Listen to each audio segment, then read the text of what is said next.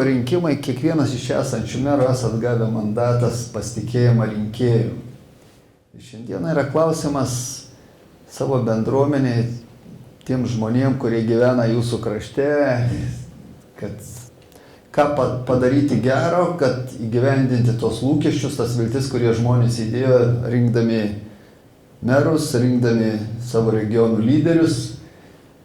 Lygiai tokį pat klausimą uždavė premjeras, ministras pirmininkas Butkevičius, kada vyko į Europos komisiją, premjerų susitikimą prieš 4 mėnesius, sakė, iš visų asociacijų reikia surinkti kažką tokio, kad Lietuva krypti laiko modernizavimo, pažangos link, ir apklausęs visas asociacijas pasikvietė mane, sako, gal reikėtų su jumis plačiau pakalbėti, nes Europos komisijai turėsiu 7 minutės ir nežinau, ką pasakyti, bet pažiūrėjęs jūsų medžiagą, galvoju, kad gal reikėtų paminėti BIM metodologiją. Ir iš tikrųjų, Europos komisijos posėdžio metu Lietuvos premjeras pasakė, kad Lietuva tikrai nori vystyti BIM metodologiją ir kad pažanga į Lietuvą ateitų kuo greičiau. Aišku, kodėl mes agituojame, kad tai būtų. Turbūt ne vienas iš jūsų žinote, kad yra išleista ES direktyva, kur nuo 16 metų Lietuva viešuosius pirkimus projektavimo statybos darbuose turėtų taikyti BIM metodologiją. Tai dabar, jeigu pasakyčiau, nuo sausio 1 visi konkursai turi būti BIM metodologijai, turbūt būtų šokas ir prakaitas savivaldybės administracijos vadovom. Būtų tas pats nelengvas uždavinys viešųjų pirkimų tarnybai, CPO, jau nekalbant apie kitas valstybinės institucijas. Nemaža dalis Lietuvos statybininkų, kelių direkcijos atstovų buvo nuvažiavę į Helsinkį su manim, turėjom susitikimą su Helsinkijos merijos vadovais ir buvo labai įdomu žiūrėti, kaip prezentacijos metu paspaudė, sakysime, miesto plano, pažymėtas vietas, kur vyksta statyba, su kiekvienu paspaudimu visi eina giliau į informacijos atskirus sluoksnius ir mato visą informaciją apie Helsinkio miestą. Įsitraukė tiltą, panašu kaip Vilniuje yra Mindaugo tiltas, jeigu žinote, su lenktom arkom naujas pastatytas, o mes lietuviai sakom, pas mus Vilniuje toks pat tiltas yra, bet kai jie pradėjo miesto plane tą tiltą įsitraukę rodyti ir koks yra BIM modelis sukurtas apie tą tiltą, tai buvo gražu pažiūrėti ir galvoju, kad spalio 1 dieną Helsinkio atstovas Vilniaus savivaldybėje dar kartą pademonstruos kažką panašaus, o gal įdomiau jau. Ir aš galvoju, kad mes turėsime tikrai įdomią konferenciją. Šiandieną siūlyčiau visiems meram, kurie šiandien dalyvauja konferencijoje, teritorijų planavimo ir miesto plano atstovus paklausti, ar šiandieną įmanoma turėti vieną informaciją, kaupti 3D formate ir atskirais sluoksniais ją dėlioti, kad miesto planą atidarius būtų galima visą miestą matyti 3D formate. Taip kaip šiandieną, sakysim, GPS sistema arba Google Maps, sakysim, dalį rodo miesto ir galima pasivaikščioti po miestą. Aš manau, reikėtų visiems galvoti, kad kiekvienas miestas susikurtų savo 3D modelį, kad visa infrastruktūra miesto būtų viename modelyje. Finansų, kurios investuoja į BIM metodologijos vystymą. Efektas, sutaupimas lėšų yra neįtikėtinas. Aš dar tik pasikartosiu, įsivaizduokime, kad nei vienas projektas šiandieną jūsų nebus vykdomas popierėje. Ir pabandykite įsivaizduoti, kaip pasikeistų jūsų savivaldos darbas, kaip pasikeistų darbas su bendruomenė, statybininkais, projektuotojais, kurie laksto koridoriais, bando suderinti vieną ar kitą projektą. Sunku įsivaizduoti, jeigu statybos žurnalą, kas esat pildę, įsivaizduokite, kad šitą statybos žurnalą, kai man pristatė, tai aš buvau nustebęs, tikrai gerai padarė, jauni vaikinai, bet talentingi. Įsivaizduokite, kad viskas yra vienai platformoje sudėta, visa informacija, kur nereikia niekur vaikščioti. Bet kada galima atsidaryti, paskaityti, parašyti. Ir pats įdomiausias momentas buvo, kada man einant pro šalį, sakysim, Danija, paėmė, sako, o, į statybą, nueikime ir pažiūrėsime vietoje. Pažiūrėjome statyboje, kaip atrodo, paskui Žmogus, kuris mus lydėjo, sako, čia brokas, armatūra neteisingai susukta, paveikslavo su mobiliu telefonu, atvedė su pirštu raudonu, gavosi raudonas toks pažymėjimas ir nusiuntė į tą webą, į tą, kaip sakau, Delfį. Ir visi dalyvaujantis tame projekte tą nuotrauką mato ir užrašė error, klaida, neteisingai padarytas kažkoks brokas. Tai noriu pasakyti, kad daugybę informacijos galima sudėti, jeigu ją turime sistemingai galimybę dėti, galime daugybę naudojimo efekto gauti, jeigu teisingai bus sudėta informacija. Tai tie skaičiai, kuriuos čia pademonstravau ir galimybė sutaupyti, yra ne iš piršto laužti ir aš tikiu, kad kažkada žiūrėsime tos skaičius ir galvosime, buvome kuklus, pas mus geresni rezultatai. Kaip sakiau, šiandieną tas Delfis, jeigu atsirastų arba webas atsirastų projektam dėti, tai jis pakeistų kardinaliai situaciją. Aš jau turiu ne vieną susitikimą su valstybinė teritorijų planavimo statybos inspekcija, viešųjų pirkimų, CPO ir visiems sakiau, neturime siųsti ir dėti informacijos viską į info statybą, jeigu jinai yra sudėta vienoje vietoje webe.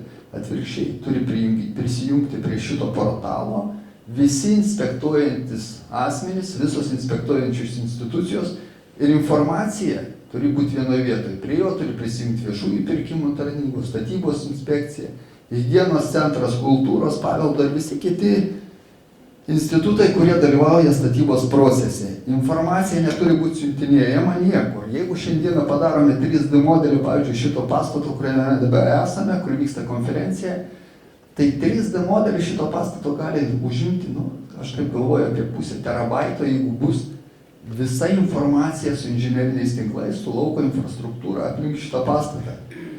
O kiek priima, kokio dydžio, kaip sakau, tą failą priima statybos inspekcija į info statybą? Ką žinot? Tai kaip sutalpinti pusę terabaito? Kiek priima viešųjų pirkimų tarnyba į savo portalą? Lygiai tiek pat, truputį padidino 20 megabaitų. Tai yra daugybę kartų mažiau negu mums reikia. Jeigu tokią informaciją šiandieną pabandytumėm pasiūsti info statybą ir gauti leidimą šitam pastatui, tai mes turbūt savaitę lauktumėm, o jeigu konkursas sugalvotų sudalyvauti visi čia esantis tos statinio statybos, tai po mėnesio gal ir gautumėm informaciją. Tai reikia kardinaliai keisti administravimą, valdymą, reikia nesiuntinėti, o jungti į vieną vietą ir žiūrėti rezultatą.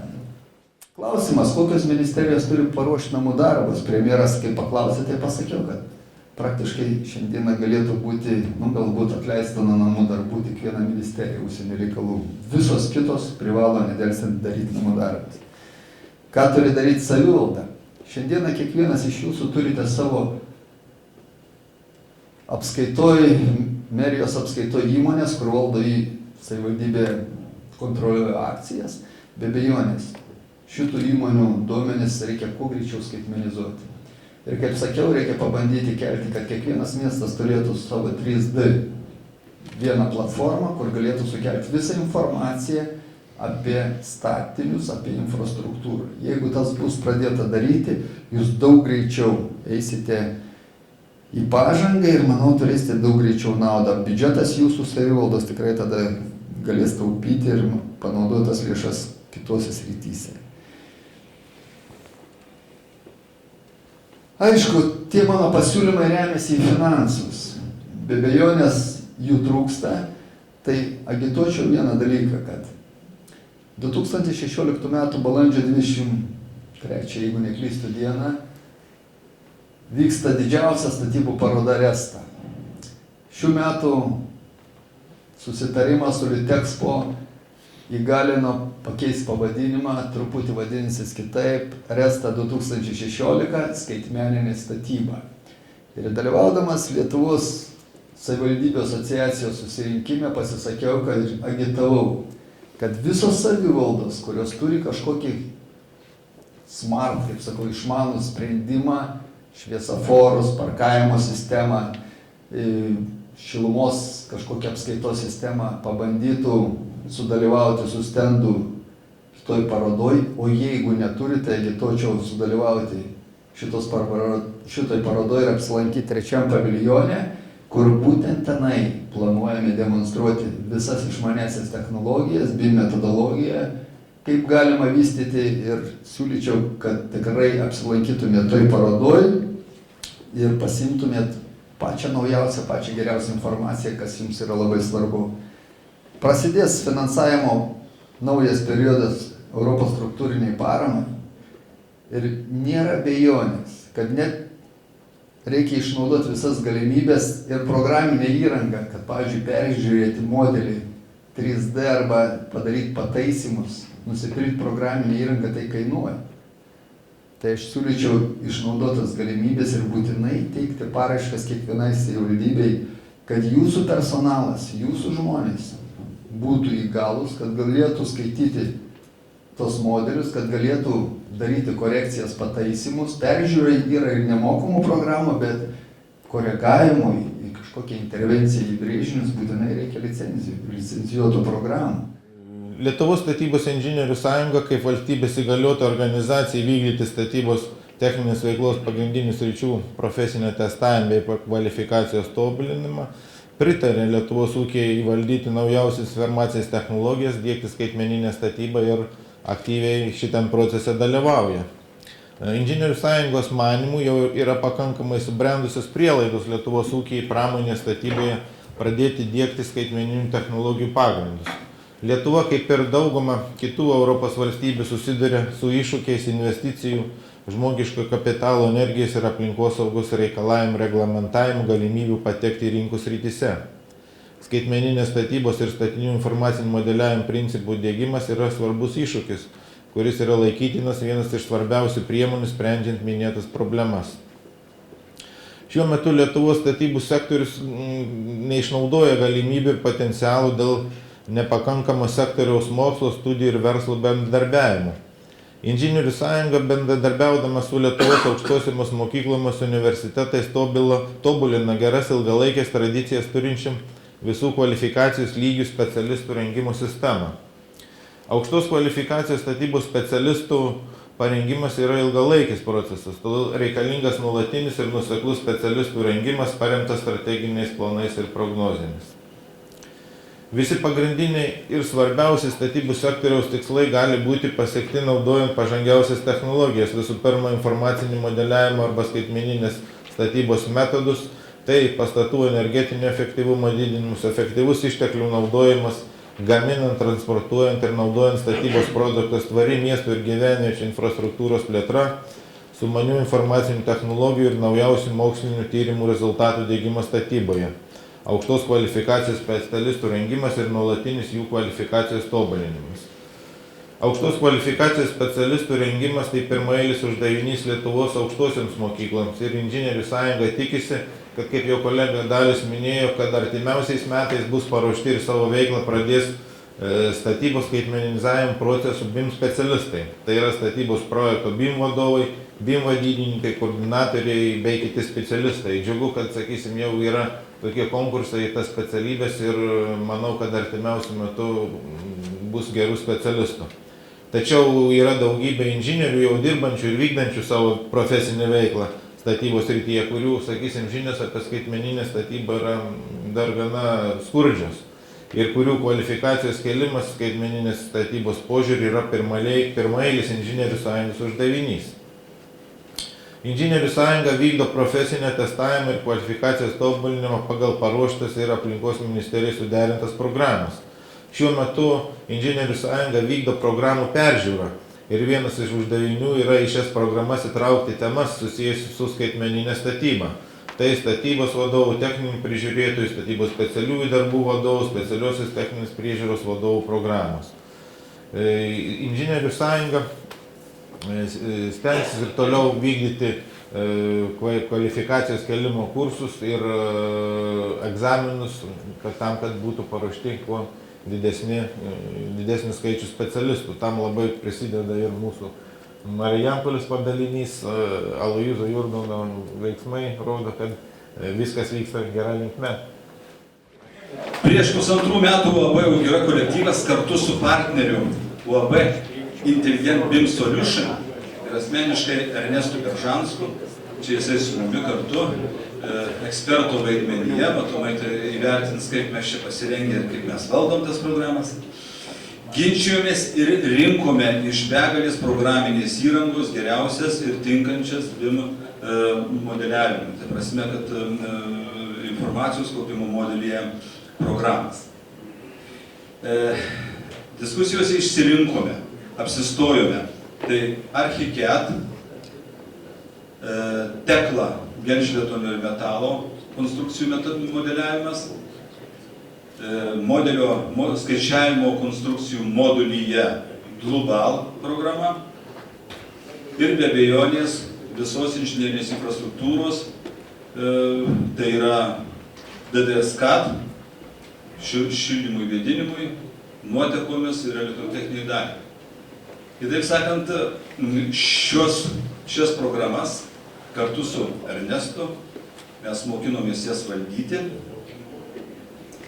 ir kaip pasisekė, matysite. Bet, kaip ir sakė Dalius, 3D projektavimas tai nėra dar BIM.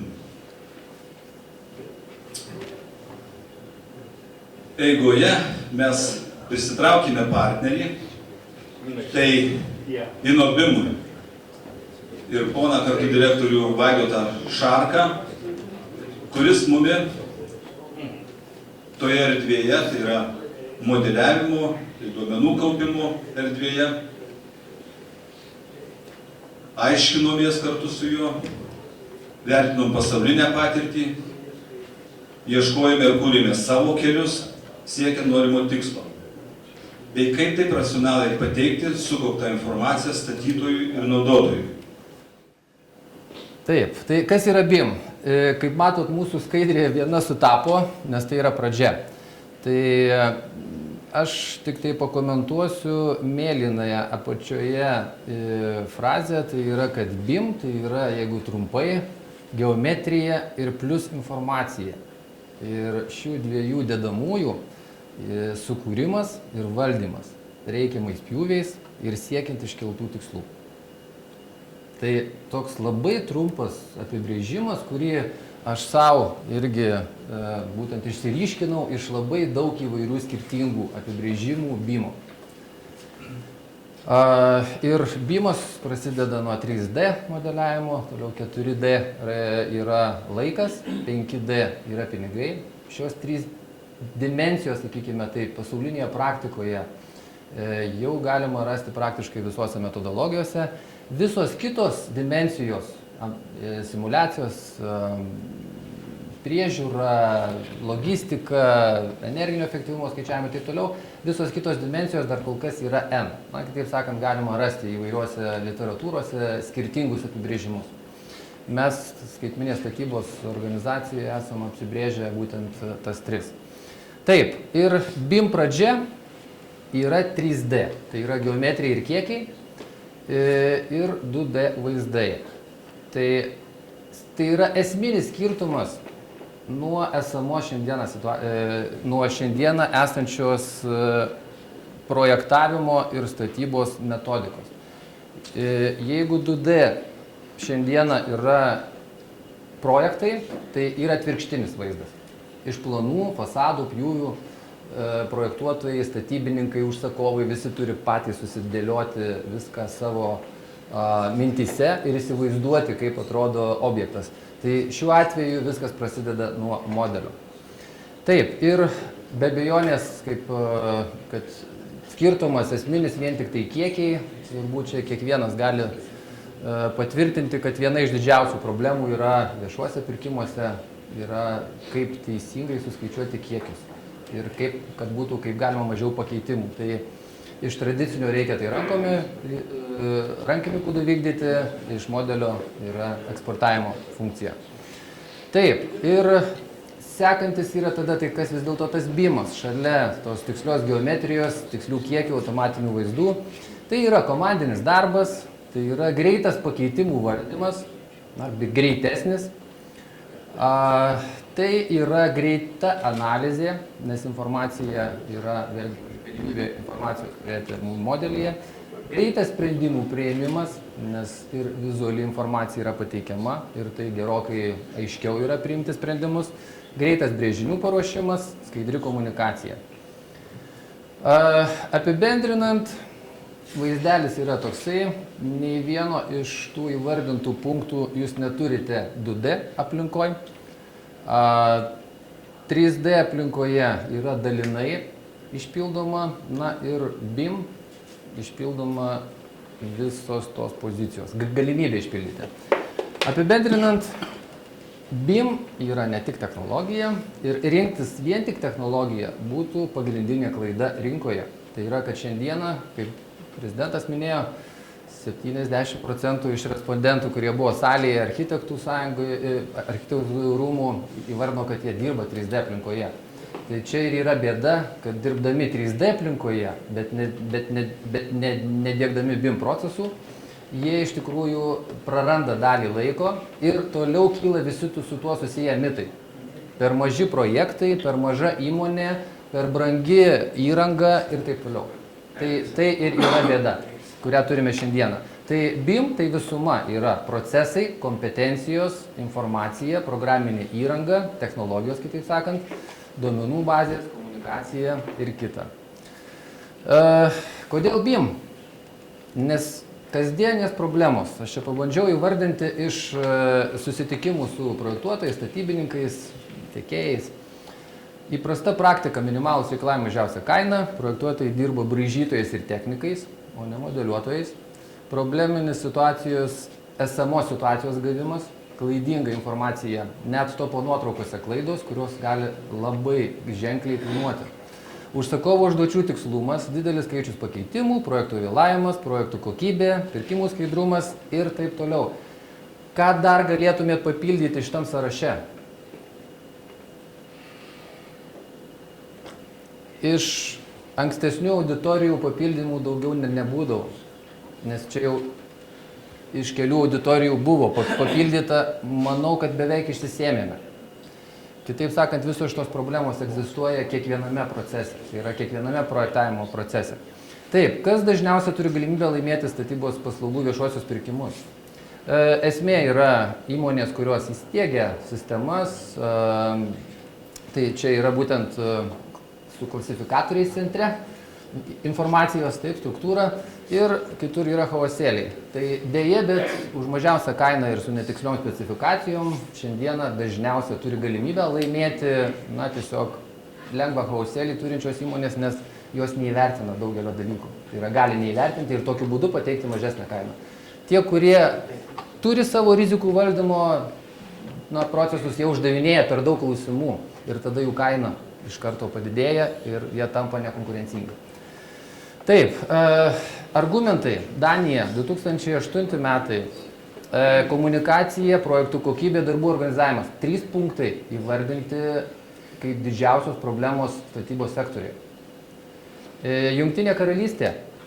3 punktai - medžiagų trūkumas, darbuotojų trukdymas, pakartotinis darbas. Organizavimas. Įvardinti kaip iš 6, kur yra prarandama iš 40 valandų. Kaip matote, taip, 7,5 valandos per savaitę. Tyrimas. Ir Lietuva. Prastas darbų organizavimas, planavimas, metodai. Tie patys punktai. Čia iš 36 kriterijų Lietuvos statybininkai ir projektuotojai tai įvardino. Ir Building Smart Allianso 25-30% kaštų prarandama dėl blogo koordinavimo ir komunikavimo. Tai yra pinigai. Plius nuo idėjos iki įgyvendinimo 7 kartus, o gal net ir daugiau, ko gero, čia yra tik tai apibendrinimas, informacija į skirtingas sistemas, pergyvenimai, akivaizdu yra prarandama informacija ir klaidos. Na tai kur prarandama tie 30%?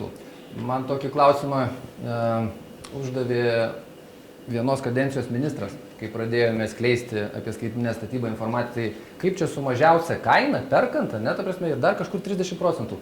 Tai vienas dalykas, kuris yra nevertinamas dažniausiai, tai yra gyvavimo ciklas, pastato gyvavimo ciklas.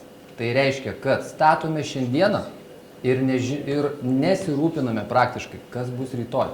Man svarbu šiandien už turimą milijoną pastatyti arba modernizuoti kuo daugiau namų.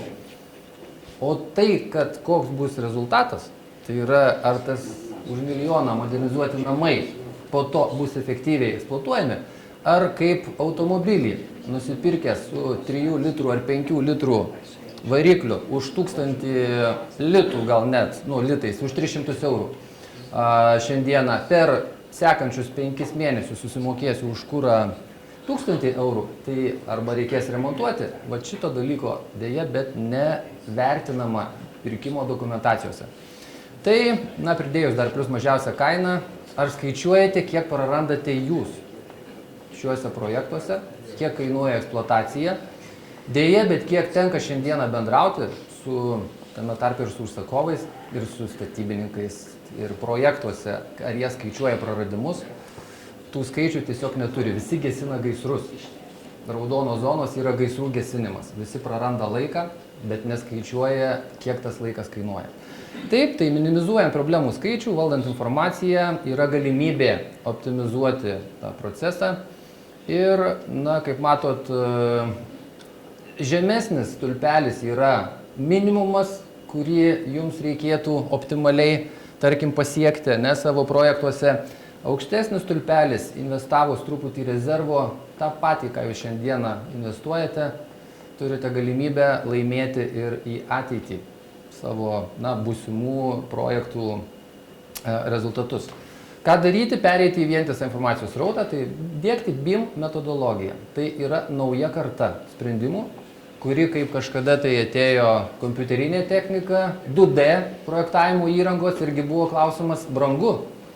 Bet šiandieną turbūt, tarp architektų yra dar tikrai būtent žymių žmonių, kurie turi savo asistentus, kurie naudoja technologijas.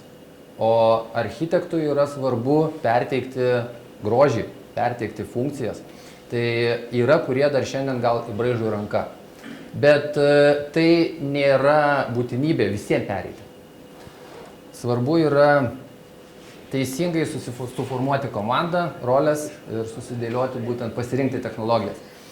Taip, tai esmė, apatinė kreivės dalis yra šiandienos procesas, tai net ir geometriškai matot, kad kelias yra ilgesnis. Ir tai reiškia, kad tas ilgesnis kelias ir kainuoja iš tikrųjų daugiau, tai yra tie patys praradimai.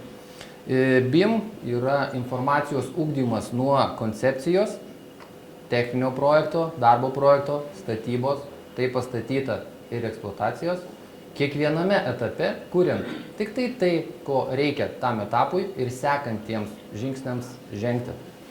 Tai yra geometrija ir informacija. Čia vizualiai AutoCAD ir Autodesk schema yra pateikta būtent kaip nuo idėjos, tas pats pastatas virtualioj aplinkoj. Koncepciniai fazai jau turėtų gimti 3D pradinis modelis. Tuomet sekantis yra projektavimo, jau vyksta tam tikrų sprendinių detalizacija. Toliau yra darbo projektas, kuriame detalizacija vyksta iki reikiamo detalumo lygio gamybai. Analizės įvairios šiame etape, toliau dokumentacija pateikiama, gamyba, planavimas, statyba, naudojimas. Ir vienas labai svarbus elementas, tai yra, kad jūs tą objektą turite jau ir, jeigu reikėtų atnaujinti, modernizuoti, jūs turėtumėte jį iš karto modelį, tai gerokai palengvintų tiek skaičiavimų, planavimo, investicijų ir projektavimo ir visas kitas veiklas. Taip, pradėti nuo projektavimo, nes BIM pradžia yra 3D. Čia vėlgi aš paėmiau kelias Skanska prezentacijos iš vienos konferencijos skaidrės. Tai tas centriukas yra 3D modelis, o toliau aplinkui yra visos kitos dalys. Toliau BIM modelis tampa, tai yra 3D modelis, taip tampa 3D modelis šiandieną jau galima kurti ir skirtingomis technologijomis, nes yra IFC standartas, vieningas standartas, kurio pagalba yra galimybė būtent modelį sujungti, visas dalis sujungti į visumą. Ir tada sekantis žingsnis, sukūrus modelį, yra rengiama visa informacija visiems poreikiams. Arba kitaip sakant, yra brėžiniai, kiekiai, gamybai informacija, darbų saugos ir aikštelės planavimo, logistikai, tiekimui, pirkimams, na ir planavimui. Tai informacija šiuo atveju per modelį. Na ir įvairios IT sistemos jau yra, jos sukurtos arba bus. Taip, sekantis yra žingsnis labai svarbus pradėti nuo tikslų formulavimo projektui. Na čia esminis yra, kad kiekvienas procesas, kiekviena veikla, kiekvienas verslas turi prasidėti nuo aiškiai apibrėžtų tikslų.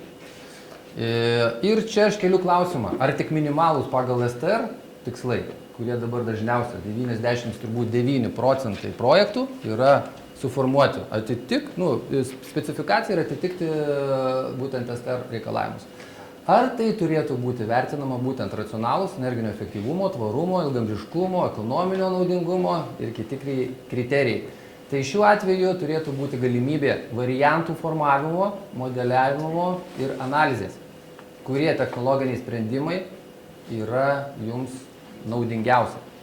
Taip, ar esame pasirengę suformuotus tikslus energijos efektyvumui pasiekti? Nuo 16 metų sausio 1 projektai, kuriems bus išimtas statybos leidimas, nauji, turės būti statomi pagal A klasės reikalavimus.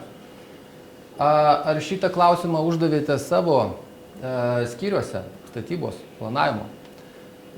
Patikėkit, skirtumas tarp tos B klasės, kuri šiandieną yra, ir A, yra esminis sandarumas. Ir projektiniai sprendimai bei technologiniai sprendimai, privaloma rekuperacija, visą tai iš esmės pakeis šiandienos projektų rengimo, sakykime taip, reikalavimus. Ir projektuotojai, kurie neturi šitos patirties, jiems bus be galo sunku ir sudėtinga, kai statybininkai po to dar pagal tą projektą turės įgyvendinti realybei ir atlikti testą sandarumo. Va tas testas sandarumo, kai testo metu, jeigu tai yra dūmų, pavyzdžiui, technologija naudojama, teko matyti ir pasifilmuoti vaizdelius, kaip rūksta namas. O rezultatas, pavyzdžiui, 1,1, ne? Ir ką daryti, kaip pasiekti 0,6, aš jau čia skaičiais kalbu. Tai čia didelis iššūkis ir BIM-as iš tikrųjų yra vienas iš įrankių, kuris gali leisti būtent simuliacijų metu nagrinėtis visų pirma ir eiti link aukštesnės kokybės pačios projektinės dokumentacijos ir sprendimų. Be abejonės BIM-o čia vien tik neužteks, tam yra būtina mazgai, kompetencijos būtent pačių projektuotojų. Tai tiesiog du neatsiejami dalykai. Taip, ir čia yra Europos komisijos ekonominio naudingumo modelio vystymas. 2010 metais paskelbta Building Performance Institute Europe. Esmė yra tas siekis nearly zero house, taip, kaip siekti. Tai į tą pusę, į kairę pusę šiuo atveju, siekiant didesnio energinio efektyvumo, kaštai kyla pačių technologijų. Į dešinę pusę, taip, yra įtaka didelė energijos kainos, kuri yra jūsų, šiuo atveju, objektuose. Tai iš principo tas viduriukas arba U raidės apačia yra optimumo taškas. Tai to optimalaus taško paieška iš tikrųjų turėtų būti visuose projektuose, kalbant apie racionalų technologijų ir energinio efektyvumo balansą, tame tarpe ir kainos.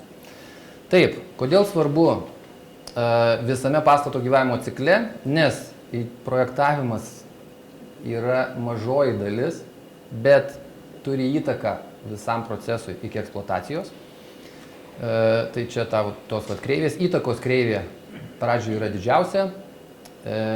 Pabaigoje projekto, kada jau statyba vyksta, įtaka pakeisti sprendinius jau be galo daug kainuoja. Tai čia kaip tik antroji kreivė kainuoja, tai yra būtent kaina, jeigu jūs kažkokius klaidas ar pakeitimus atrasite vėliau. Taip, tai čia buvo tikslai projektam. Dabar labai svarbus momentas, aišku, yra BIM keliami tikslai. Ir tai yra natūralu laikas, kokybė ir neviršijant biudžeto pasiekti tikslų. Tai svarbu BIM projektuose bus susidėlioti, kokiųgi tikslų BIM modeliui keliat, arba kitaip sakant, kas turi būti išspręsta pačiame modelyje ir kas yra būtent galima užbaigti, įgyvendinti kitomis priemonėmis. Tai yra Exceliu, 2D mazgų pateikimų priemonėmis ir taip toliau. Tai kiekvienas čia kaip ir punktas turėtų būti projekte, kuriame skelbėte konkursą, uždėtas pliusiukas ir vėlgi ten kita, tai kas būtų svarbu. Kokia BIM analizė bus atliekama, tai yra vėlgi prie kiekvieno turėtų būti uždėtas pliusiukas, tai yra, kad projektuotojas ir statybininkai turėtų įsivertinti. Taip, detalumas. Projektas, BIMinis projektas be abejonės turi analogišką struktūrą kaip ir bet kuris statybos projektas. Esminis elementas, kurį noriu atkreipti dėmesį, kad būtent yra labai svarbus koncepcijos etapas. Šiandieną koncepcijos beveik nėra, arba didžioji dalis projektų eina be koncepcijos. Tai koncepcijos fazė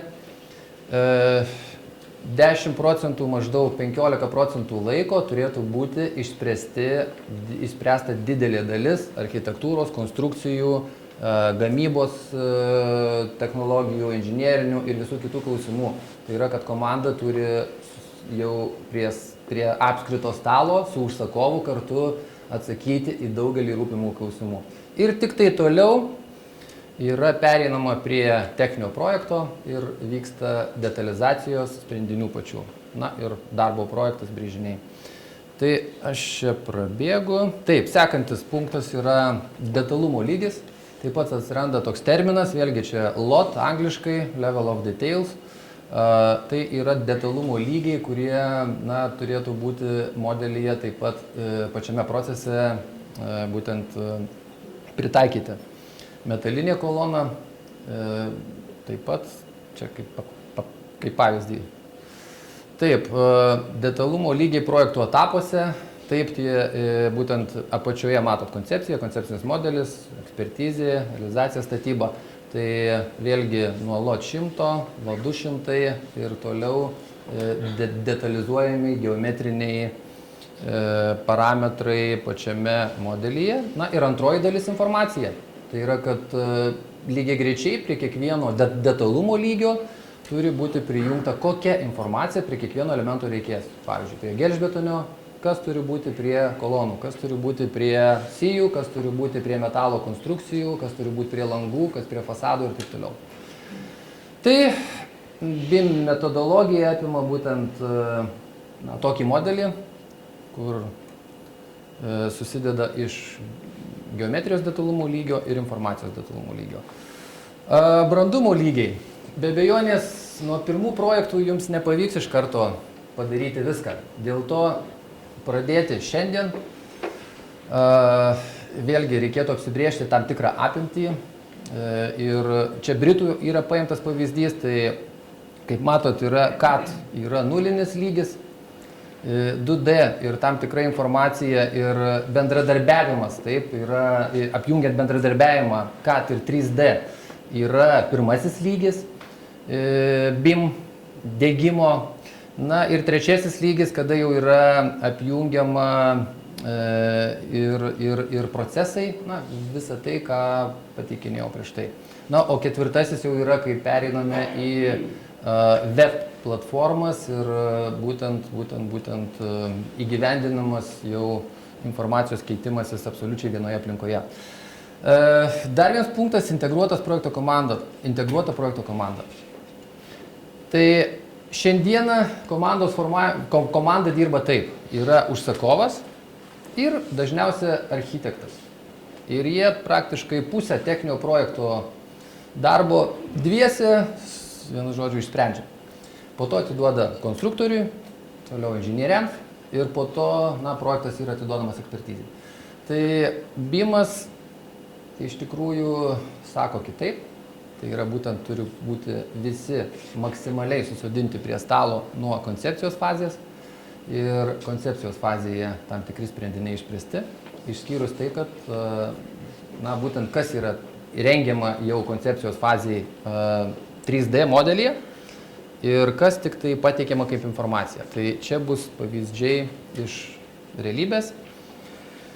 Taip, na ir tradicinis, taip vyksta, taip yra pastangos, didžiausios pastangos kaip ekspertizė, ta prasme, tada reikia vienu žodžiu, kad priimtų projektą ir duotų žalią šviesą statybos leidimui.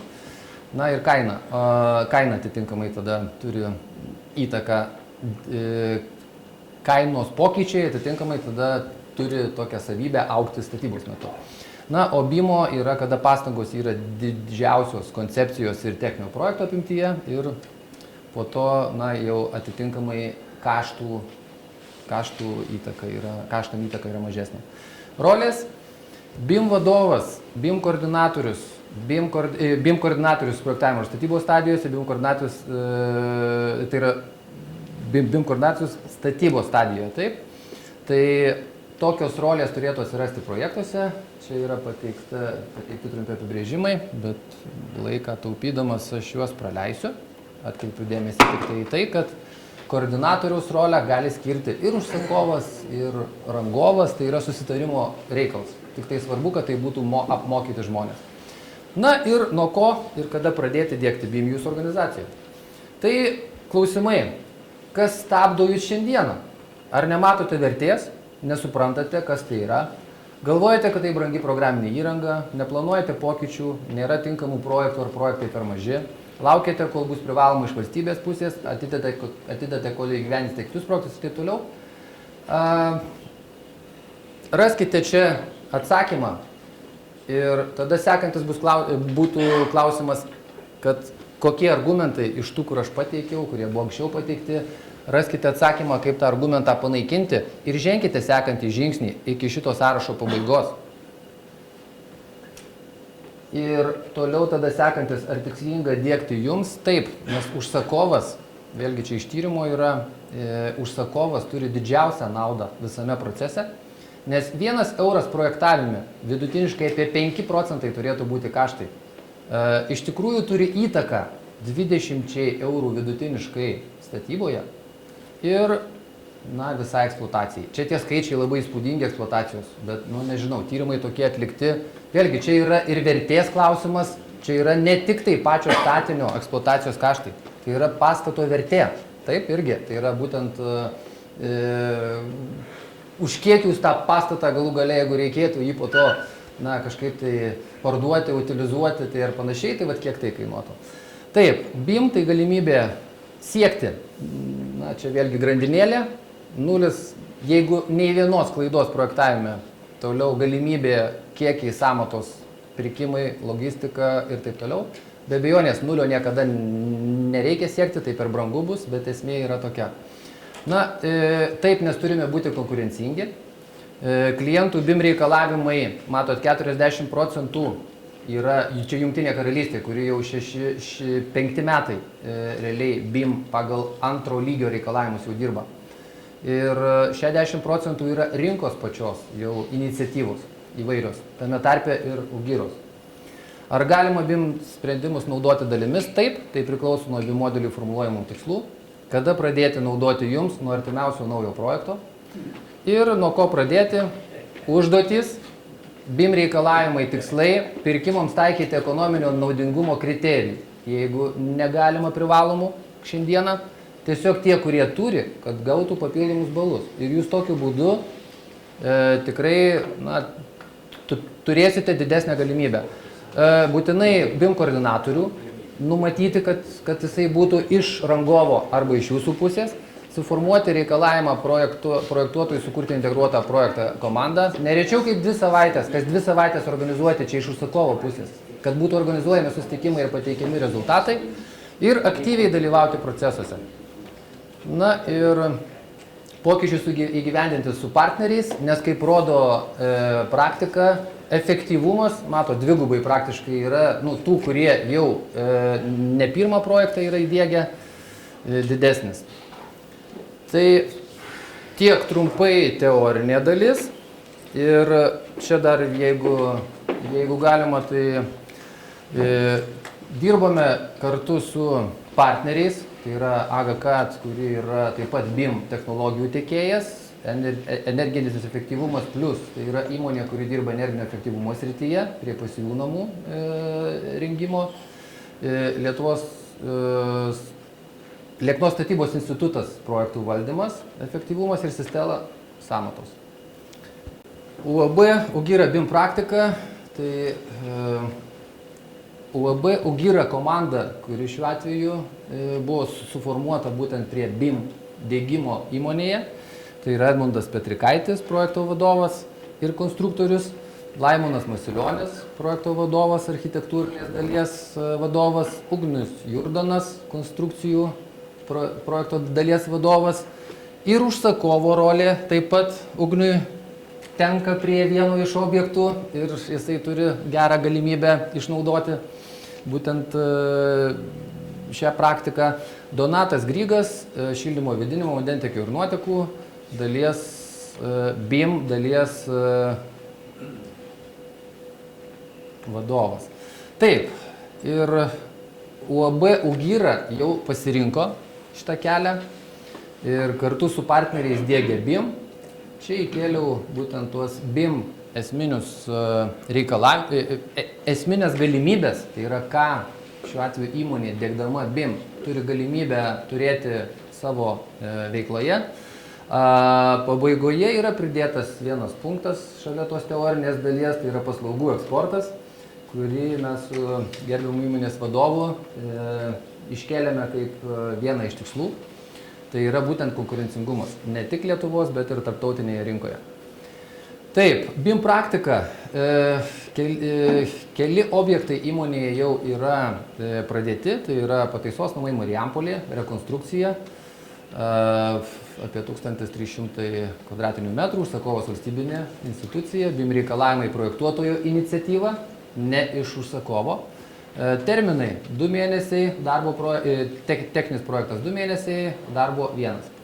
Gamybinis pastatas, nauja statyba 900 kvadratų, užsakovas privatus, BIM reikalavimai užsakovo, terminai taip pat 4 mėnesiai. Gamybinis pastatas Kėdainiuose, rekonstrukcija 220 kvadratinių metrų, užsakovas privatus, BIM reikalavimai projektuotojų iniciatyva, terminai 2 mėnesiai, DP 1 mėnesis. Ir mitus, kuriuos greuname, kuriuos tenka šiandieną pastoviai girdėti rinkoje, tai yra BIM tinka tik dideliems ir naujiems objektams, kaip matot, rekonstrukcija ir objektai 220 kvadratų. BIM kurti tik jei reikalauja užsakovas, kaip matot, įmonė pati keliasi, išsikėlęs ir susiformuoja savo BIM tikslus savo modeliui, tai yra kaip pasiekti jei reikiamą rezultatą, tai yra efektyviai pateikti projektą užsakovui. BIM negali būti taikoma, jeigu per trumpi terminai. 2 mėnesiai turbūt techniniam projektui gal ir yra dar geresnių rekordų, bet tada turbūt projektai jau būna padaryti prieš tai, tik tai, kad apiforminami. Taip, užsakovų projektams keliami BIM reikalavimai. Kairėje pusėje yra standartiniai, aš jų neskaitysiu netgi.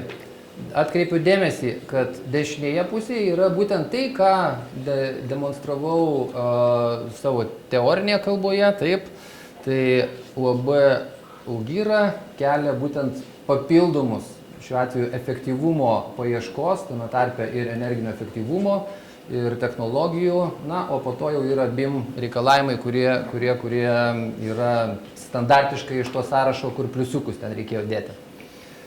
Taip, vėlgi, taip, BIM praktika komanda, tai komandą aš jau pristačiau, taip, o kitos dalys BIM modelyje yra numatomos įgyvendinti sekančiuose etapuose.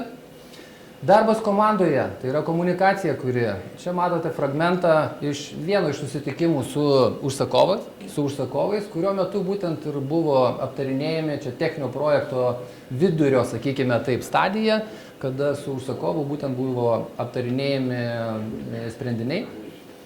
BIM biudžetas ir vertė. Techninių ir darbo projektų reali vertė su BIM turėtų sudaryti apie 4-5% sąmatinės kainos. Žinau, kad yra ir už 2 procentus ir toliau kyla klausimas, kas susimoka už tos kitus 2 procentus, ne, ta prasme. Tai atsakymas iš tikrųjų skaidrėje, kur buvo stulpelis su raudonom zonom, iš tikrųjų susimoka pats užsakovas visų pirma, na ir be abejonės projektuotojai ir statybininkai. Taip, ir UGIRA praktika. Tai UGIRA dėgiasi ir dirba jau šiuose projektuose būtent pagal tokią seką. Tai yra užduoties formavimas, koncepcijos, techninio projekto, darbo projekto, modelio kūrimo lygio informacija. Taip pat šitą metodinę dalį matėte, tai prie kiekvieno projekto yra formuojama reikalavimai tiek modeliui, tiek informacijai. Ir BIM technologijos, jos jau buvo įvardintos, ArchiCAD, Tekla, DDSCAD, Tekla BIM Site koordinavimas, Navisworks. Ir IT infrastruktūra kol kas yra pagal būtent Britų analogą, tai būtų antras lygis, nes tai yra file serveris, taip, kur yra nuotolinis priėjimas tiek komandai, tai yra, ne visai tai, komanda turi uždarą savo darbo aplinką, tai yra aukščiausias saugumo lygis. Ir toliau yra darbas vyksta su koordinatoriais, su kitais komandos nariais jau išorėje, bet priėjimas nuotolinis. Turėtume laiko, galėčiau pademonstruoti tai, bet tai yra irgi priėjimas prie visos informacijos iš išorės. Ir užsakovui taip pat yra suteikta prieiga, užsakovas gali prieiti prie modelio iš išorės.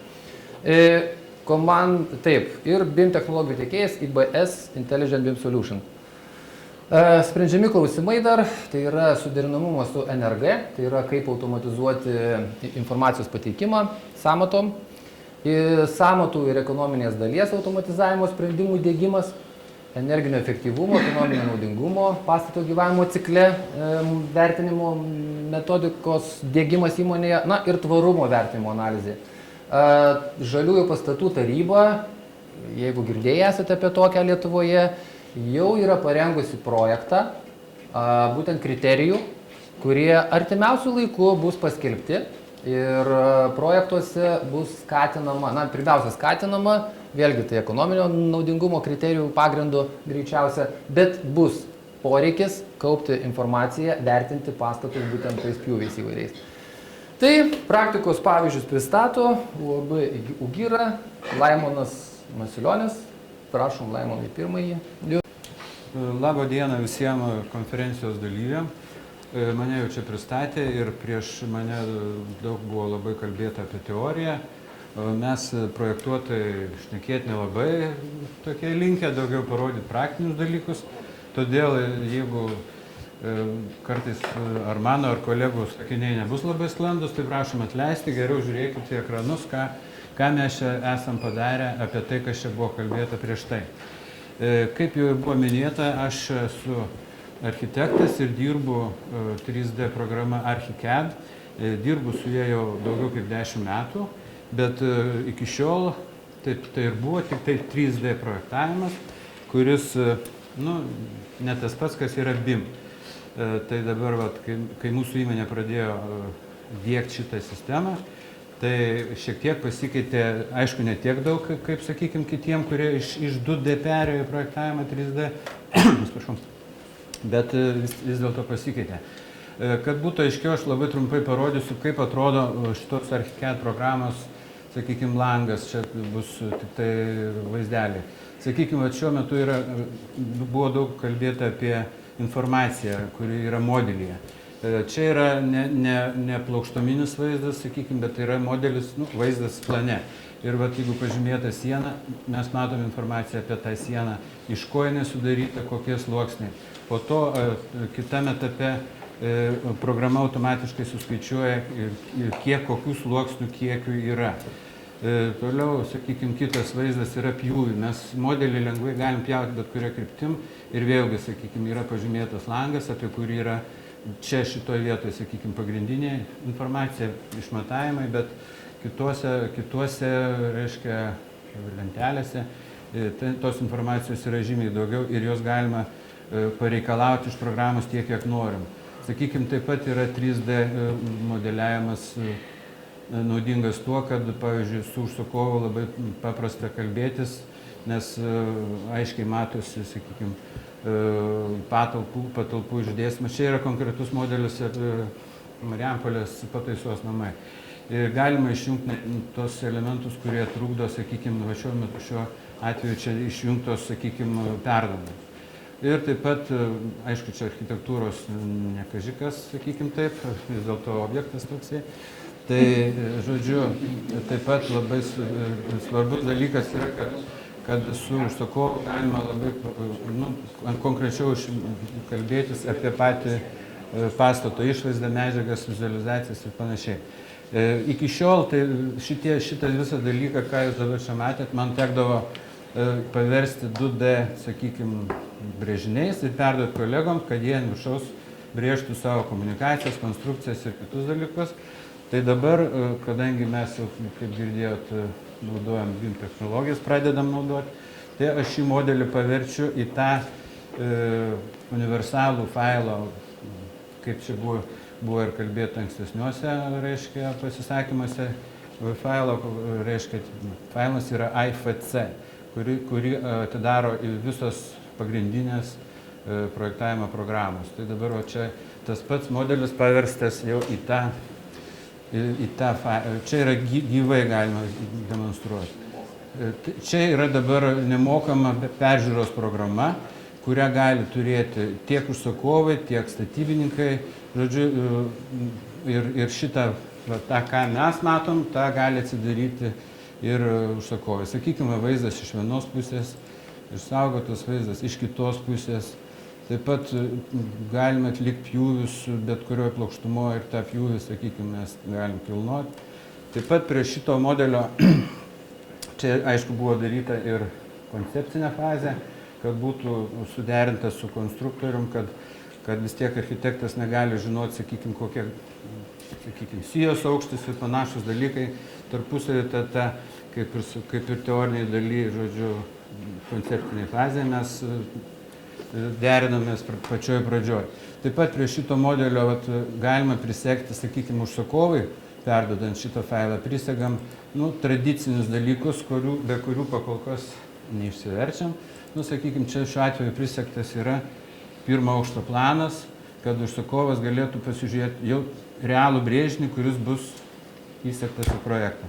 Kaip matot, vėlgi, jeigu eina kalba apie informaciją, sakykime, šitą visą eksplikacijos lentelę programa sugeneruoja automatiškai ir aišku, čia galima iš šitų, reiškia, kriterijų daugiau įtraukti. Dabar čia yra tik tai patalpa ir jos plotas. Galima, kad būtų patalpos tūris, sienų plotai, angų skaičius ir panašus dalykai, taip kad informacijos iš tikrųjų daug, kad dėl laiko stokos čia nelabai galima taip smarkiai plėstis.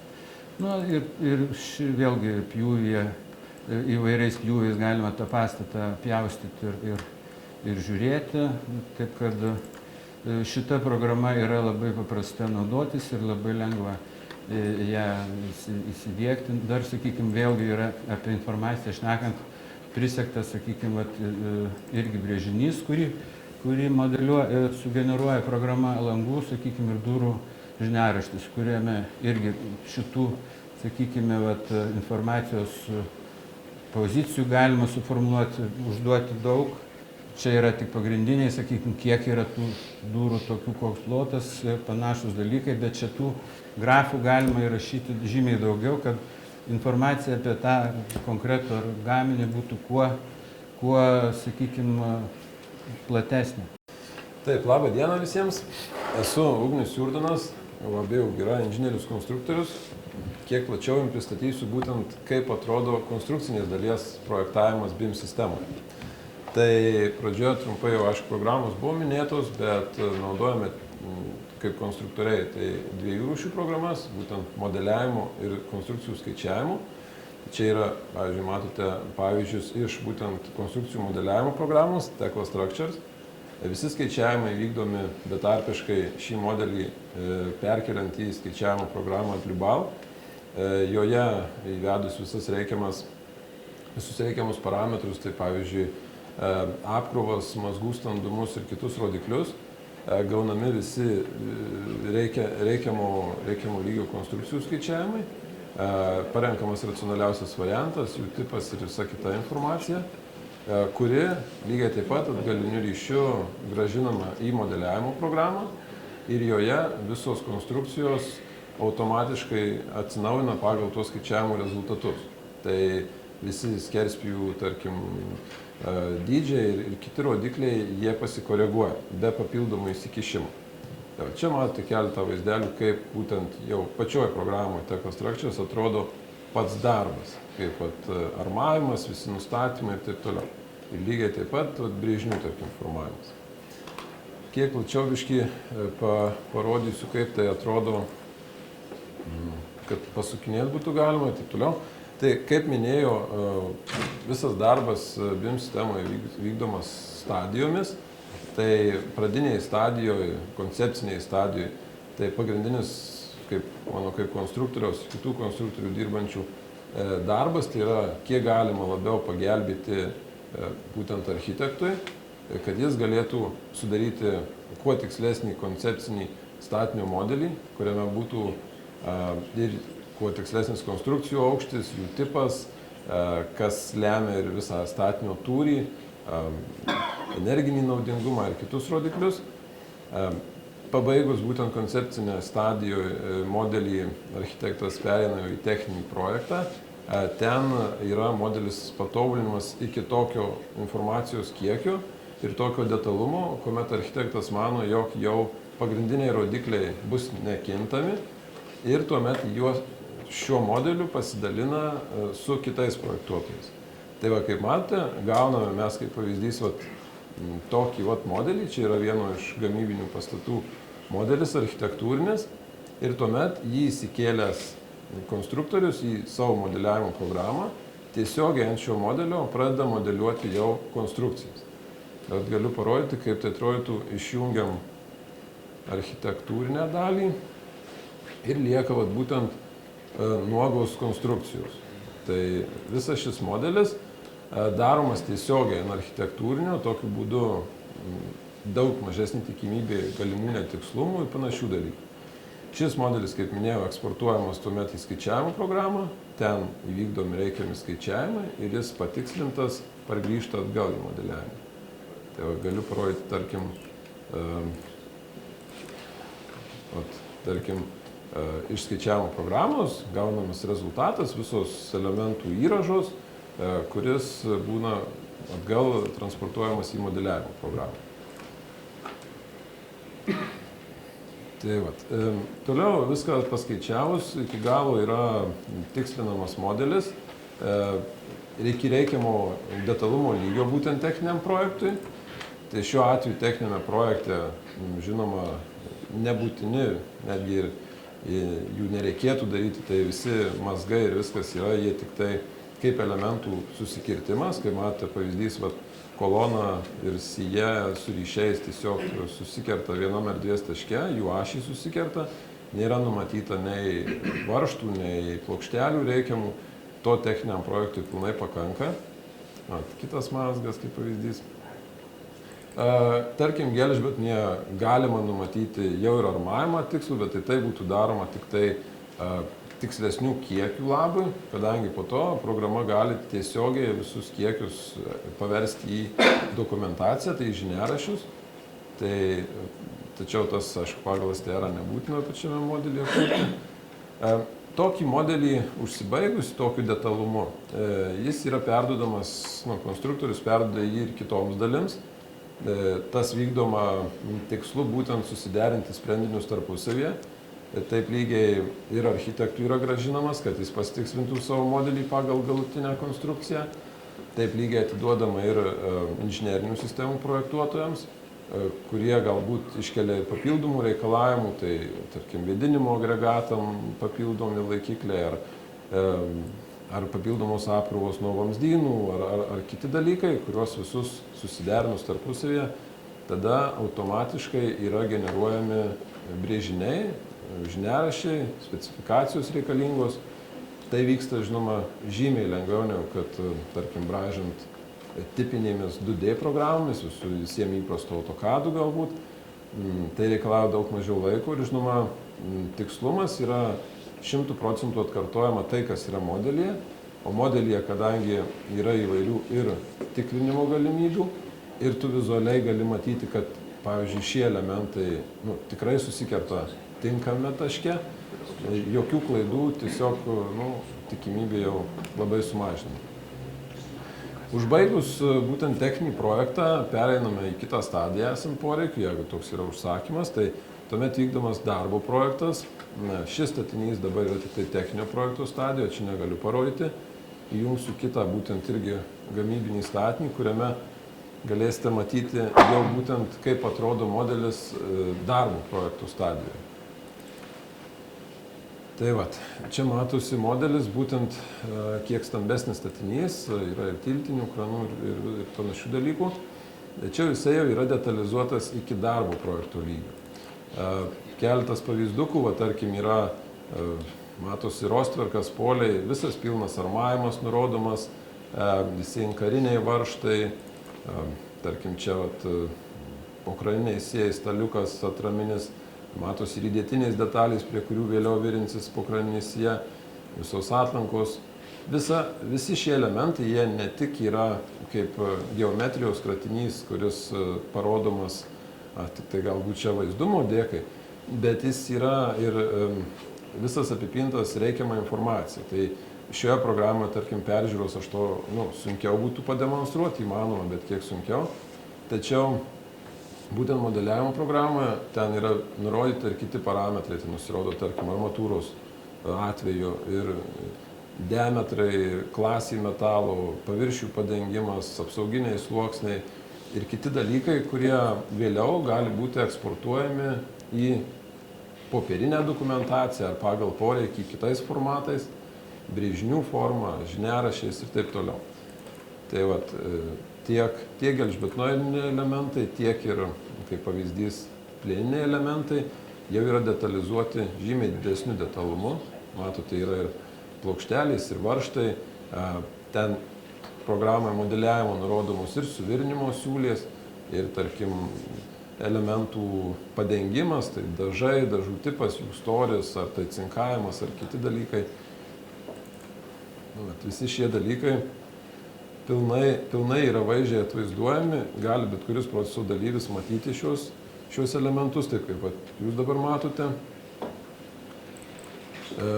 Tai vyktų viską susiderinus iki galo, tuomet kuriama dokumentacija, kaip ir minėjau, galiu parodyti pavyzdį, tarkim, čia yra tų brėžinių, kur daugiau prisekta, tarkim, šios antvaros, kurią čia matote, yra brėžinys, kuris iš projekto, šitas objektas jau realiai yra pastatytas, viskas, kaip pavyzdys, brėžinukas, kuris, jie ir visi, taip pat lygiai automatizuotai yra generuojami programos, visi elementai yra detaliai išbraižomi, jokių klaidų čia negali būti, kadangi modelyje visi elementai susisiekia, susijungia teisingai, taigi brėžinyje viskas yra atkartojama idealiai tiksliai.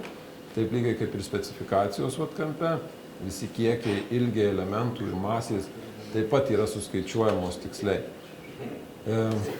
Tai tokie dalykai, kalbant būtent apie brėžinių kūrimą.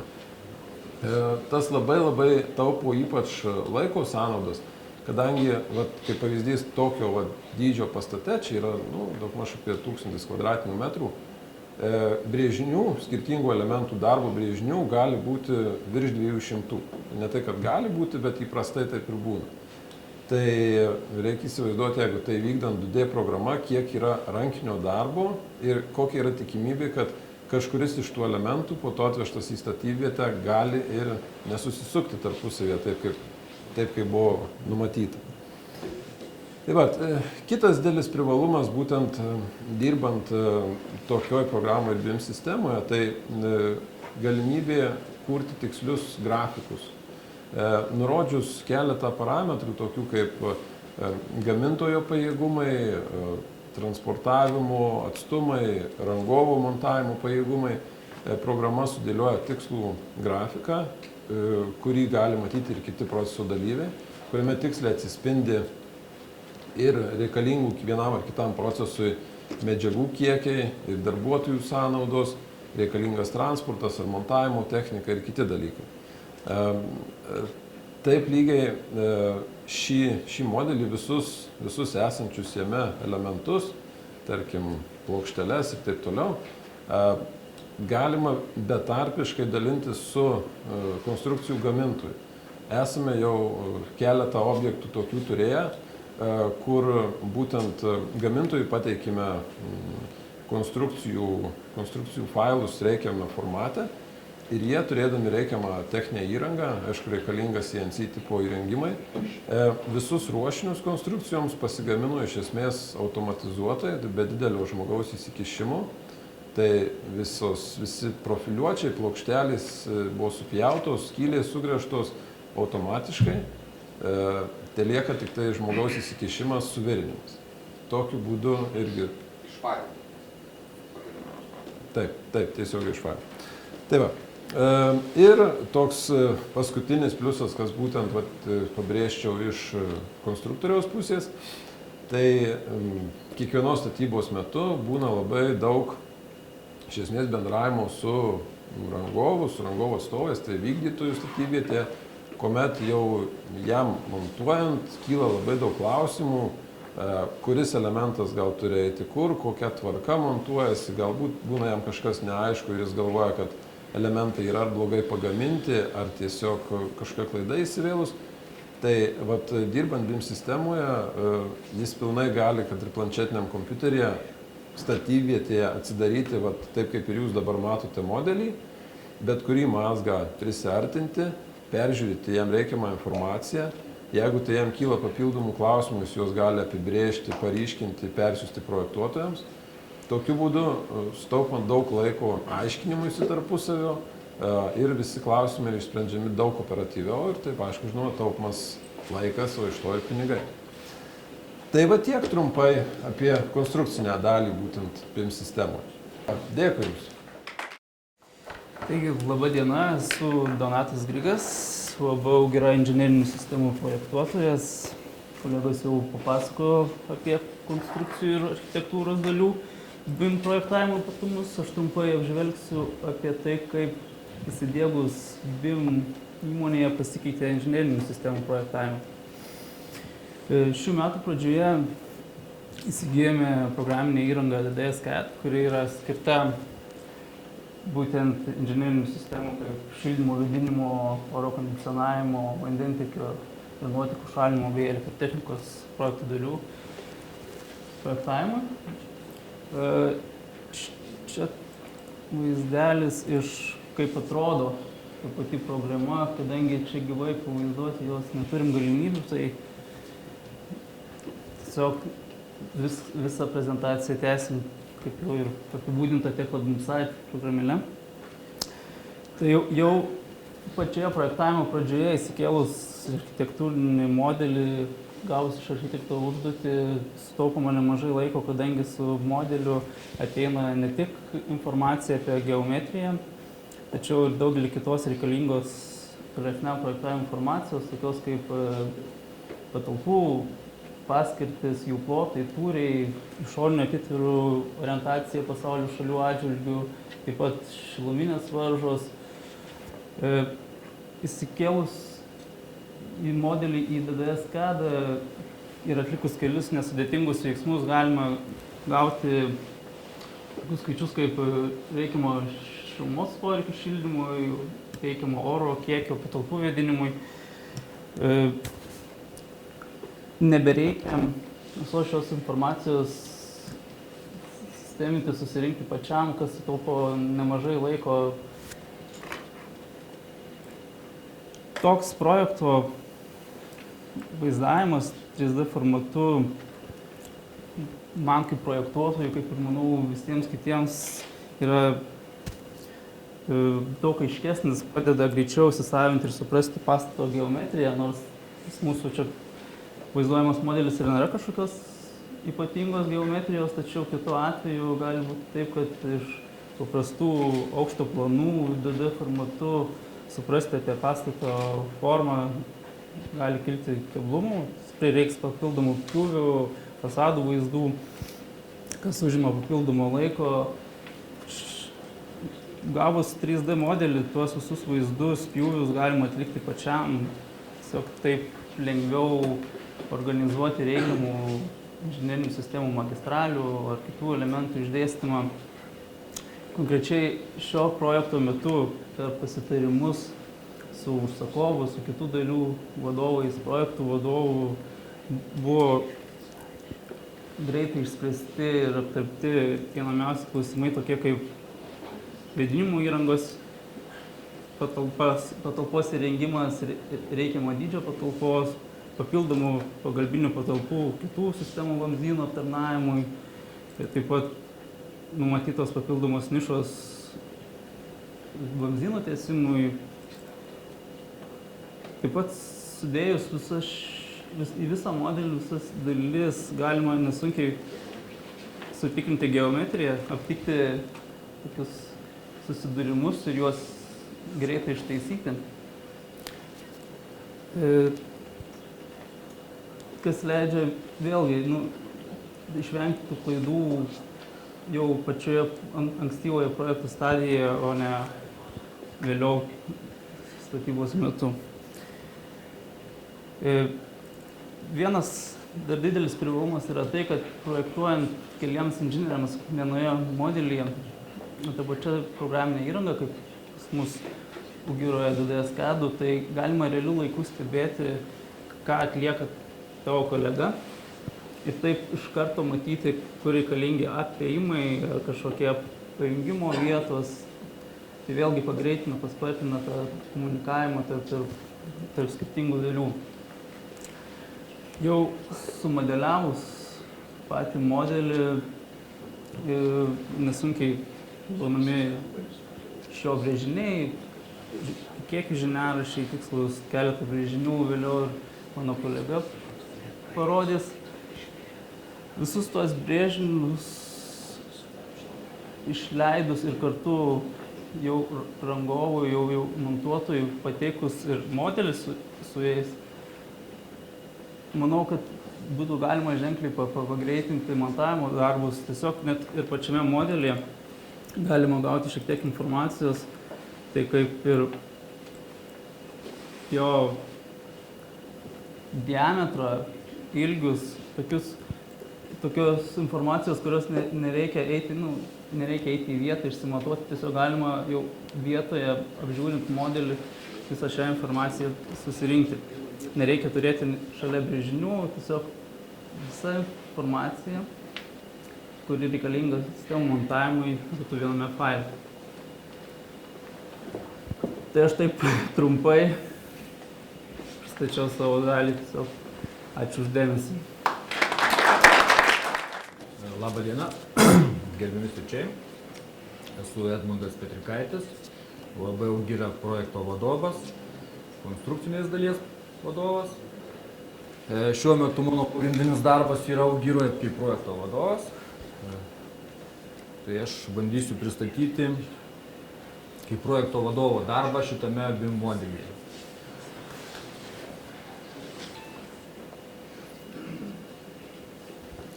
Konkrečiai kalbėsiu apie mūsų šiuo metu ruošiamą projektą, tai Marijampolės pataisos namų rekonstravimo projektą.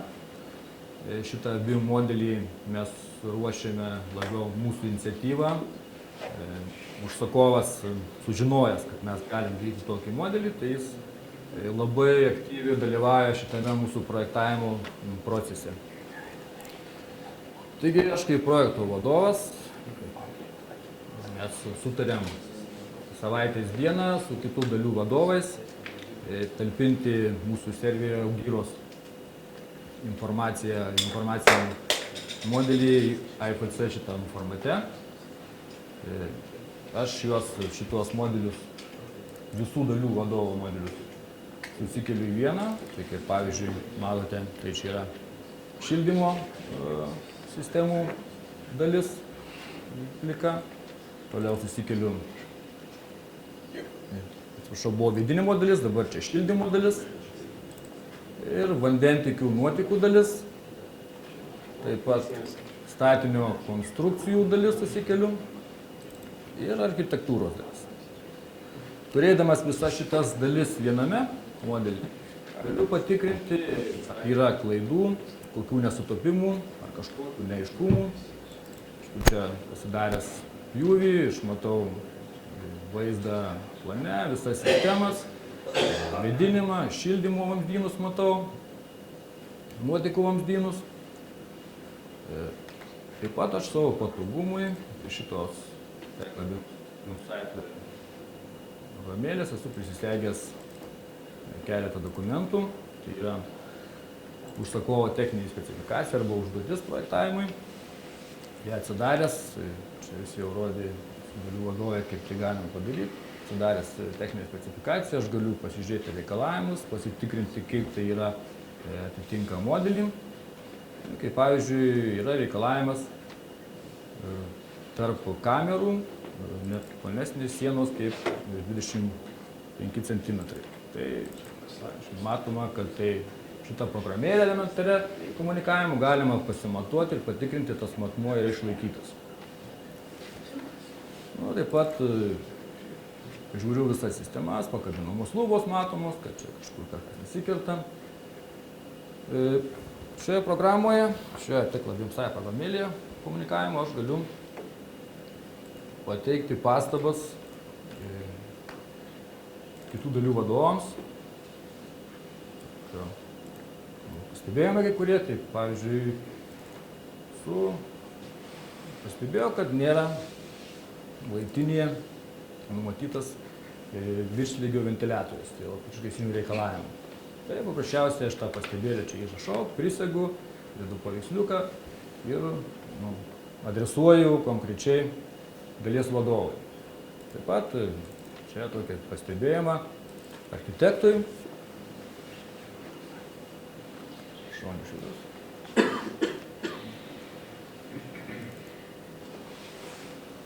Kad veikia pakabinamų lubų šitoje patalpoje. Čia socialinių poreikių tenkinimo patalpa. Ir prieina ortikiai ir kad architektas numatytų šitoje patalpoje pakabinamas lubas. Šitas visas pastabas įsijungia šitą modelį, visi projektų dalių vadovai jas gali matyti, jas įsifiltruoti, tai kaip jiems yra adresuota. Taip pat tas pastabas ir šitą visą modelį mes įdėję į mūsų išorinį serverį, kad galėtų jį peržiūrėti užsakovas. Užsakovas taip pat jis gali prisekti pastabas, kažkokius dokumentus ir mes juos matysim. Po to mes organizuojam pasitarimus, kad per savaitę, nes labai šitas projektas yra mažai labai terminai jam paruošimui. Tai bendrų pasitarimų metu mes sprendžiam apie atliktus mūsų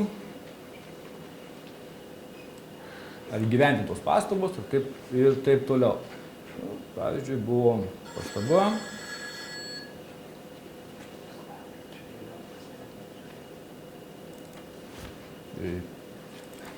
Pastaba yra mūsų dušuose dušo pertvarka. Tai čia buvo tokia pastaba, adresuota mūsų projekto dalies vadovui. Po to mes pasitarimo metu sekančių jau yra įgyvendinta šitas. Matome, kad tos pertvaros atsirado.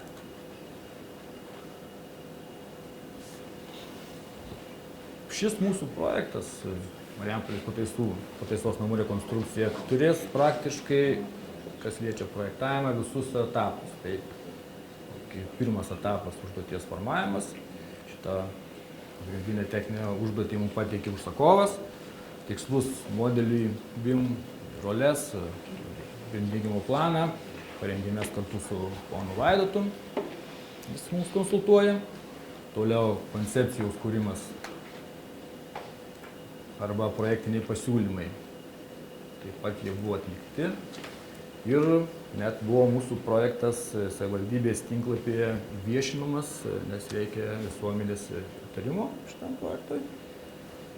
Deja, viešinama buvo tik tais elementariais PDF planais, nes modelio mes negalėjom pateikti. Nors mes jį turėjom sukūrę, 3D modelis buvo sukurtas, visi galėjo vaizdžiai peržiūrėti, kaip šitas pastatas atrodys, kokie planai ir su kita. Šiuo metu vyksta techninių projektų kūrimas. Dabar čia kaip ir matote mūsų šitą techninį projektą. Su visom pastabom, kurios jau čia jos yra išlikę, kad mes matome visą procesą, pastaba, vykdymas. Ir sekantis etapas bus darbo projektas. Darbo projektas tikrai bus ruošiamas, yra mūsų sutartis su užsakovu. Turime tikslą į darbo projektą įtraukti ir statybos rangovą, nes po techninio projekto bus parinktas rangovas, skelbiamas konkursas ir mes manome, kad vienas iš mūsų tikslų, kad šitas mūsų visas būtų BIM pilnai iki galo, kad darbo projektą įtraukti statybos rangovą, su kuriuo mes galėtume bendrauti ir toliau. Aišku, darbo projekte šitas modelis atrodys visai kitaip, tai jau, pavyzdžiui, siena suarmuota, kuri dabar nėra suarmuota, kitos sienos, tai paprasčiausiai nereikia. Taip, toliau yra Vaidotas minėjo apie privalumus, kuriuos mes gauname BIM projekte. Čia toksai kitas mūsų projektėlis, kurio techninis projektas yra išleistas, atiduotas popieriniam variante užsakovui. Ir šitam projekte, tai čia yra realus objektas, gamybinis paskirties pastatas Kėdainiuose. Tai privalumai pirmi. Tiksli geometrija, tai kad mes matome, tai yra suprojektuota su tikrais realiais profiliais, visi elementai, praktiškai neįmanoma kažkokios klaidos padaryti, nes yra nebraižoma atskirom linijom, bet sudėdami tikri elementai, tikri ortakiai su savo diametrais, savo ilgiais, taip pat prietaisai šildymo sudėdami ir, kaip sakant, čia yra tiksli geometrija. Toliau tikslus kiekiai. Jie būtų privalumuose. Tai šitos kiekius sugeneruoja mūsų turimos programos, tai Archicadas, Teclastruction ir DDS-Cadas. Iš šitų programų gauname automatiniai kiekiai, nereikia jokių skaičiavimo mašinėlių, kažką skaičiuoti ir paskui daryti klaidas ir taip toliau. 2D vaizdai, visus 2D vaizdus matėme, čia visuose pristatymuose, čia yra irgi programinės įrangos mūsų galimybės, komandinis darbas, tai mūsų projektą prie Marijampolės pataisos namų, tai kai mes dirbam komandai su užsakovu kartu. Toliau analizė, pakeitimų valdymas, sprendimų priėmimas, tai taip pat rodės, kai tai vyksta su pastabom, labai greitai komunikuojat su išorė, tiek viduje. Brėžinių paruošimas tai irgi yra mūsų paprasčiausias programinės įrangos galimybės. Čia kiek reikia brėžinių, mes jų tai galim prigaminti iš modelio, kokio norite mazgo, elemento, tų brėžinių laisvai gaunasi. Nu, tai ką tiek, mūsų Gira kolektyvas yra pasirengęs dirbti BIM, laukiam užsakovų, rangovų, kurie žengtų žingsnius, kad įvykdyti statybą, nes BIM projektavimas tai nėra galo visas procesas, mes tik projektuojam. Toliau mums reikia, kad su mumis bendradarbiautų ir statybininkai, statybų techninė priežiūra, nes yra ir statybos užbaigimas, toliau statymo eksploatavimas, jeigu ateis laikas ir nugriavimas pastatų tą pačioje sistemoje. Ačiū uždėmesį. Dėkingas koordinatoriui, visam kolektyvui, kuris ruošiasi pristatymą, sakykite, gal klausimų kokį nors turite. Turiu klausimą. Kadangi dalyvauja savivaldybių atstovai ir mačiau projekte rekonstrukcija seno statinio. Noriu paklausti, seno statinio geometriją, kaip paėmėte matmenis, kaip sukėlėte į modelį? Matmenis, mes dalinai matmenis mes paėmėme iš inventorinių bylų, bet mes buvome nuvažiavę į šitą įstaigą labai malonę. Su palyda gausia vaikščiomės po šitą objektą, matavomės, darėmės patys apmatavimus. Konkrečiai tikrai ne iš inventorinių. Noriu tik tai paprasčiausiai parekomenduoti, kadangi kiekviena savivalda vykdo renovaciją, modernizaciją pas savęs. Didžiausias klaidų kiekis ir ginčai būna, todėl, kad netiksli geometrija. Ir šitame modelyje ateityje siūlyčiau pasinaudoti geodezininkų matininkų asociacijos paslaugom. Skenavimas kainuoja tikrai nebrangiai. Tokį statinį, kur demonstravo 400 eurų, eliminuoja visas klaidas. Savo administratoriam perduokit pasiūlymą, kad visi renovuojami statiniai būtų perkeliami nuskanuoti, o projektuotojams siūlyčiau bendradarbiauti su matininkų asociacija, kad nereiktų matuoti. Būtų labai... Suprantu, kad jau partneriai įsitaisite. Tai, mėlėjai, tada turit klausimų gal kokių?